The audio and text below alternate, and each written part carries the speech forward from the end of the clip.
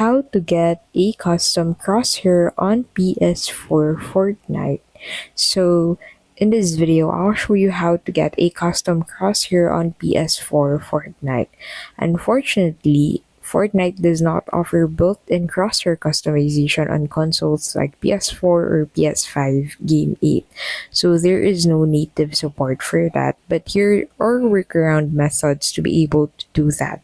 So first, you can go ahead and use a monitor with built-in crosshair overlay.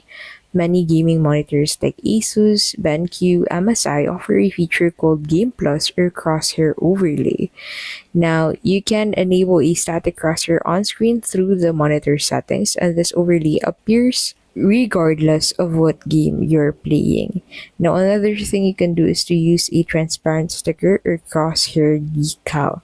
Place a small dot or crosshair sticker on your screen where the center aim usually is, and this DIY method is popular among console players for games without custom reticles.